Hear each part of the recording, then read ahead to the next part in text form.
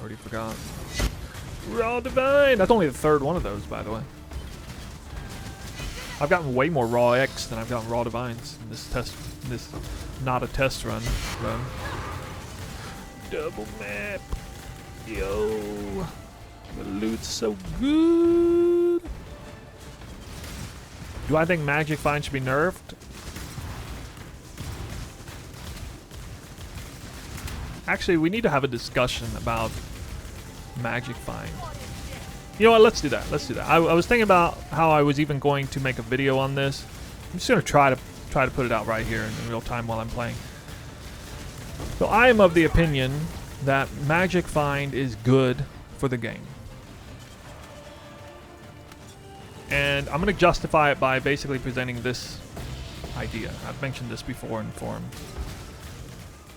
So Magic Find has been around, you know, in Diablo 2 forever. And I'll never forget, like, discovering Magic Find in D2. I think it was on a sorceress first. You know, you had items like the scepter or whatever, the Oculus or whatever. It was like a really good scepter weapon, and it also had like 50% Magic Find or something.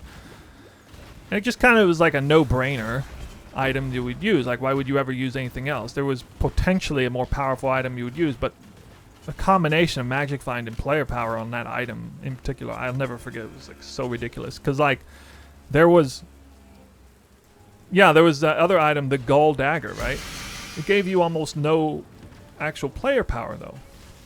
And you had to make a tremendous sacrifice in player power to get just a little bit more Magic Find.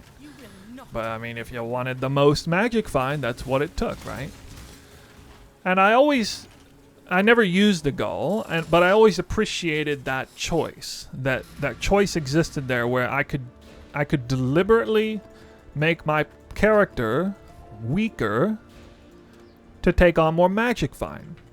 Now, to me, and my skill level at the time, I was never really a highly skilled Diablo 2 player, but I remember thinking to myself, well, I can't justify losing that kind of player power. Like, it'll make me go slower. I'll kill slower. What's the point of getting more loot if I literally kill slower? It's like a give and take, right? And so you have to kind of make that calculation in your head, and I find that calculation that you have to make in your head to be quite invigorating, especially as I get better at these games and stuff. So when it comes to me in this game, people often ask me, why the hell am I still wearing Daracel's Defiance and not the Goblin Chest or Greed's Embrace? And the reason is because I've made that calculation in my head. I really like the dynamic combo between Worm Sign and Daracel's Defiance, and I'm just not willing to give it up. Plus, I can go ahead and use a 5-link in my main weapon, but that may seem kind of silly to people who say, well, you're going to give up a 6-link just to keep that chest? Really? And yeah, I kind of understand, like, maybe it's a little bit of an endearing thing for me, but I can justify I'm able to move more quickly, able to attack more quickly, I'm able to get the whole endurance charge, automation thing for Immortal Call, the way that all works, I love it, and it's just not something I want to give up. Not the kind of player power I want to give up. And it was a really, really interesting choice that I had to make. A very difficult choice, especially as I've been inclined to get more Magic Find. Now, I did make a hard choice. I dropped Omniscience. I dropped Brutal Restraint, which was a huge damage loss. Also, that I could pick up an Elegant Hubris for an extra 120% rarity with an Anointment. And, you know, I had a choice like, well, do I want to run the Aesthetic with a rare helmet and the corrupted normal quiver, which is sort of the Uber MF meta.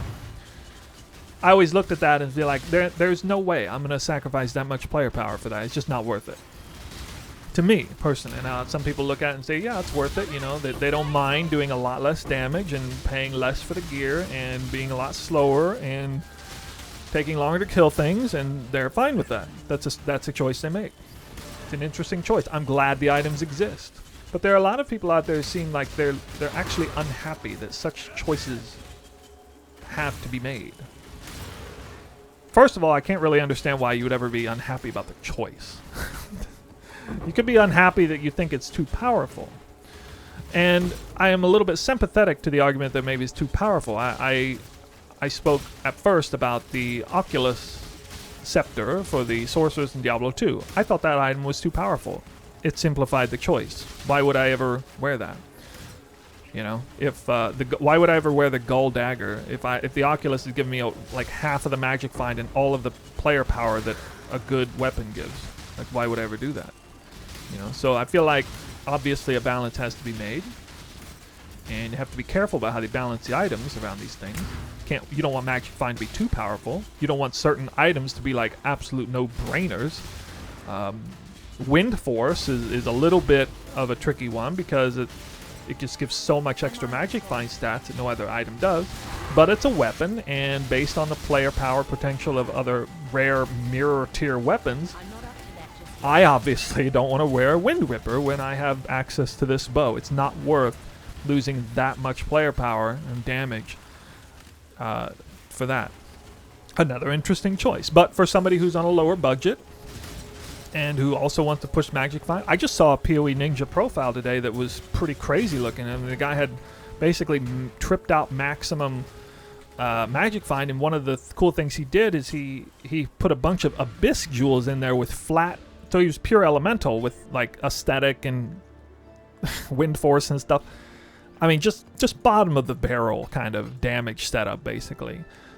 Super ultra glass cannon setup. But he did something cool with the Abyss jewels, and he gave himself a ton of extra flat elemental damage rolls to make up for a lot of that damage loss. And of course, you know, to Path to get a whole bunch of extra jewels is painful too, but it was an interesting workaround he did for that. And I thought that was super cool that he kind of created something of a new build in that way to do that. So yeah, like my thoughts, I think Magic Find is fine. It needs to be balanced a certain way. I understand people who aren't happy with the God Touch loot thing. I don't think it's balanced particularly the greatest way right now. I don't necessarily think really high RNG things are a bad thing. But again, choices are good. One choice that I made for this farm is I chose to farm the Colonnade instead of Defiled Cathedral. I could be doing this on Defiled Cathedral for the Jackpot Apothecary drop, but I'd rather be farming consistently for Patient cards. That's what I'm in the mood for. So it's nice that I have the choice to farm something a little more consistent, dependable, magic finding per se, and then again, if I want to go all out on the crazy Jackpot strategy, it's fine. And it kind of makes sense to me that the Jackpot strategy could be more or should be more lucrative over long periods of time. Kind of makes sense to me. But yeah, you know, it's good to hear other people's perspective on Magic Find. I always get a little bit disheartened when I see people just say, I wish they would just remove Magic Find from the game. Because what that's really telling me is, like, you're wishing they would remove my choices from the game. I don't want them to remove my choices from the game. So basically, like, in conclusion, this is what it's like for somebody who sort of evolves into learning about magic finding and hopefully appreciating it. When somebody's new at the game, the first thing they're thinking about in their players, they think about defense. They want to be able to survive. And, you know, they inevitably develop a character that is basically ZDPS. But you know what? They figure out how to survive for the most part. And it's terribly inefficient. Like, it would make me cringe to look at such a person playing that type of character. I'm talking about total newbie, okay, who's figuring out the game for the first time. And it's good that that's part of the evolution of them figuring out how to play the game. Eventually, they realize they're not doing any damage and that they have the ability to sacrifice some defensive, maybe take on a few deaths now and then to do a lot more damage. And so they figure out, you know, they discover the wonder of, like, glass cannon play. Basically, it's like phase 2 in the evolution of somebody learning how to play an ARPG. Then they continue to play and they build a character so strong and they get their defenses worked out and they actually make a pretty well-rounded character. And they're having a lot of fun and they're doing whatever they want. And then they sort of realize that they're actually overpowered. You know, eventually they reach a point where they just completely overpower the content. It's almost like this pointless, and the game could get kind of boring as a consequence of that. Yeah, and then such a player stumbles on magic finding as a potential alternative to gearing. Now, why would they go from being like ultra overpowered like needlessly overpowered in every way to taking on Magic Find gear? Well, the answer is obvious. You don't need that much power. You realize that you could be half as powerful as you are and still clear things 90% efficiently, like if that's the sort of ratio you're looking at. Well, the answer is obvious. Take on some Magic Find gear, sacrifice some damage and or survivability stats, and find more loot with almost the exact same efficiency. And that is sort of the next phase in what it's like to play the game. Then such a player gets excited about magic finding, hopefully, from that experience, and then they start to go crazy, and they go off the deep end, and they make this like glass cannon, can't hardly do any damage, but has absolute outrageously high max magic find, and maybe that gets frustrating, and they realize they kind of made a mistake by doing that, just going off the deep end. And then the correct takeaway from that experience is to say, well, okay, maybe a balance needs to be struck. Maybe I need to be a little bit more balanced about how I approach my gearing, and you know, I gotta think about the consistency. I gotta think about, you know, my survivability, my damage, magic finding. You know, it's not good to have too much of one thing. And then the final evolution of that thinking is to, you know, build a character that is actually strong in all three categories, essentially. And that's where I'm at. That's what this character is. This character does a ton of damage. It doesn't do anywhere near as much damage as it could. I could absolutely do way more damage than this if I adjusted my gearing, but it does enough damage. You see that when I did 80% delirious deli orb farming earlier. I walk into the map. It's a little bit sketchy at the first. I actually have to kite things a little bit for like 10 seconds until I get a couple headhunter buffs, and then it's basically a breeze. I do die. I die like once every 5 maps on average or something. Even softcore players don't want to die, obviously. It's frustrating, and it does cut out your efficiency more so than people realize. So for anyone who is like, you know, hardcore Andy, who looks at softcore players like, I don't care about dying or whatever, or even the ones who say they care about dying, they don't really care about dying, you know, 6 portal life or whatever. No, like, if I was actually playing 6 portal life, I would be making way less currency. So it's important to me that I have enough survivability so that it happens very rarely, but I don't want to be so tanky that it never happens, because then I'm clearly leaving some other stats to be desired. I could be doing more damage or have more magic find stats. So having the offense in a good place, not outrageously strong, but in a good place. Having the defense not outrageously tanky, but in a pretty good place. And then you basically try to crank in as much magic find as you can. But only if the game is balanced in such a way where magic find is beneficial. So like last patch in Sentinel League, rarity was essentially worthless outside of very niche farming strategies. Well, ironically, like super ultra high-end team party juicing, Alva, Incursion, Abyss, Winged Scarabs type juicing. That was actually basically the only scenario where you would really want to have a bunch of rarity. But I was in the Crimson Temple. I think it was 65% increased quantity on my gear. It was not easy to get that much. I could have gotten more. Again, I could have dropped the mirror bow and taken on a Wind Ripper and gotten like 15% more or whatever. But no, that would have been a dumb choice. And last league, my character was nicely balanced. This league, it's been much harder because I'm trying to keep the quantity. Quantity is still good, very good, but rarity is also extremely good this time around. So having to essentially roll the same character I rolled last league, but then try to squeeze in like 500% more rarity, that is not an easy task. And that was the big challenge for me this league. It provided a much more interesting gameplay and a nice challenge that kept me engaged with the league a lot longer. And this amulet is kind of basically the last major upgrade, last overhaul in gear. The last major overhaul in my gear was dropping Omniscience, dropping Brutal Restraint, picking up this amulet, and then going up for the Elegant Hubris with 1 point for this one here.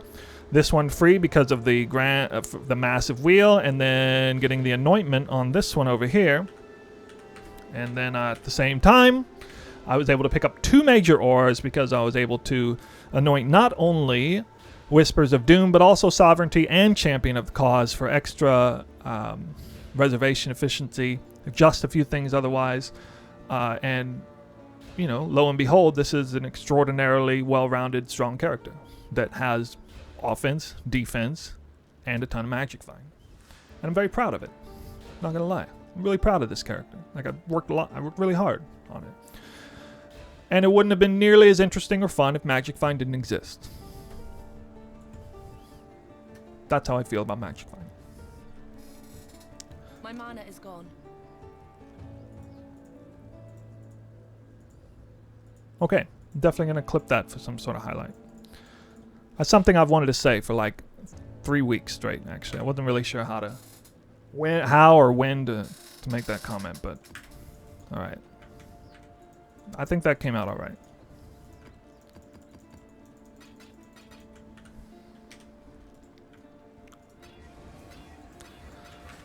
I was afraid I was going to rant it a little bit too much, but I feel like I didn't rant too hard.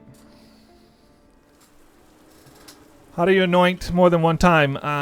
This is a Strangle Grasp special amulet. It costs 10 divines. You anoint it you can anoint it 3 additional times, and you brick it on purpose with a Val Orb. 1 in 4 chance of succeeding that, and then you pray. You get good rolls, and then you use a divine teardrop and screw yourself over like I did, somewhat anyway. My all attribute roll. I wanted high all attributes, and I have the lowest tier all attributes. I'm not happy about that. But then you can Tainted Mythic Orb it back into a different unique, potentially. Anyone else having a good magic find journey? Did that sound right? I mean, to me, that's the evolution of, you know, somebody exploring gearing all the way up through like full magic find potential. Because that's how I see it. That's certainly how it worked for me.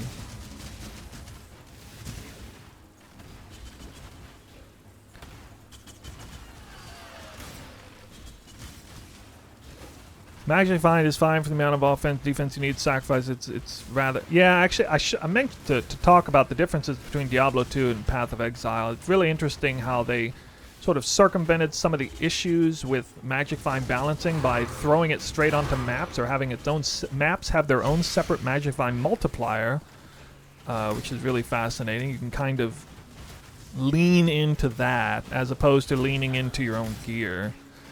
And it gives players an opportunity to focus more on player power and less on magic find. It essentially nerfs magic find on gear indirectly, and it's a nice way to keep magic find as a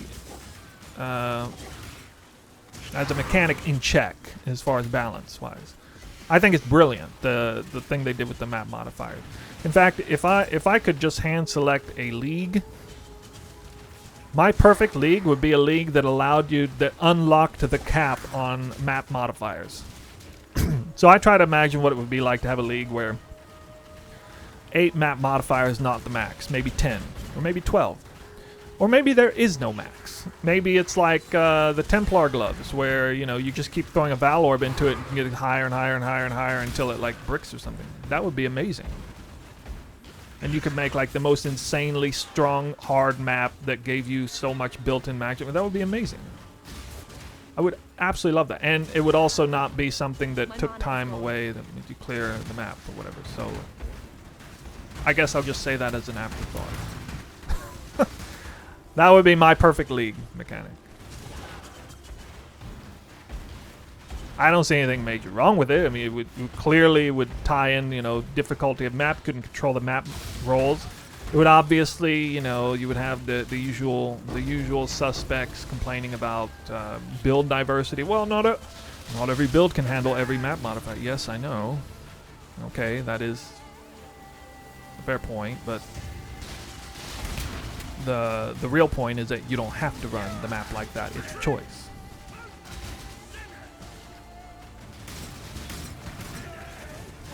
And that, I mean, there it is. Again, there's that word, choice. That's what ultimately matters, is the choice.